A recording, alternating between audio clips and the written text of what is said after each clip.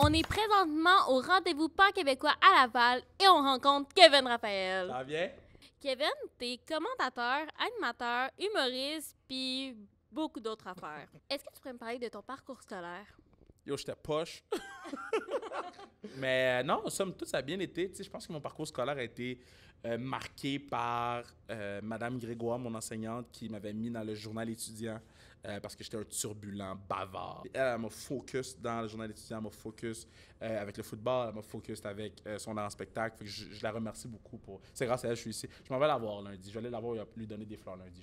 J'avais animé sur un art en spectacle local et régional. J'avais pas été pris pour le Pan québécois. Maintenant, je suis porte-parole.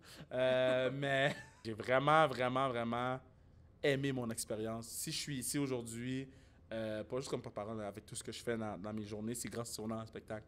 C'était fou, là. C'est la première fois que je me sentais... Tu sais, tu rentres puis tu as une réaction de rockstar, tu fais comme... C'est comme un peu une drogue parce que tu veux revivre ça le plus possible. Fait que non, c'était cool, man. C'était un spectacle, c'est des beaux souvenirs. 2009. Personne n'est étonné qui regarde ça. 2009. Avant, quand tu étais à l'école, t'aimais pas lire, contrairement à aujourd'hui. Ouais. Comment ça a changé? J'ai-tu ma casquette à Gonly? Oui, à Gonly, baby! Mais je pense pas que j'aime plus lire. Je pense que j'essaie de trouver des façons de lire. Moi, souvent, quand je lis, les lettres bougent un peu. Je pense qu'à l'école, j'avais des lectures qui n'étaient pas nécessairement des lectures que je voulais. Maintenant, avec Agonly, tu fais le test sur agol.ca, on te propose des types de lectures, on te propose des livres, puis après ça, bang, tu te dis, tu pourrais aimer ça. Explique-moi ton rôle de porte-parole au rendez-vous Pan québécois. Pour moi, être porte-parole, c'est qu'est-ce qui s'est passé tantôt ici. C'est d'être avec les kids, d'être proche des kids, de leur parler, de savoir que telle personne a mangé un cornichon sur scène, d'essayer de comprendre, d'essayer de tweaker son truc pour que on l'amène à un autre niveau, de parler à telle personne, de parler à cette jeune-là qui me dit « je suis stressé de faire mon monologue de théâtre », d'être un outil de travail avec ces jeunes-là, d'être proche de ces jeunes-là aussi, de faire comme « yo, c'est correct, man, ça se peut que ce soit bon, ça se peut que ce soit pas bon, mais aie du fun ». Un rôle de porte-parole, c'est d'être là avec eux puis juste vivre des moments uniques. Quel conseil tu donnerais à un jeune qui voudrait continuer sa carrière en hors de la scène? Fonce!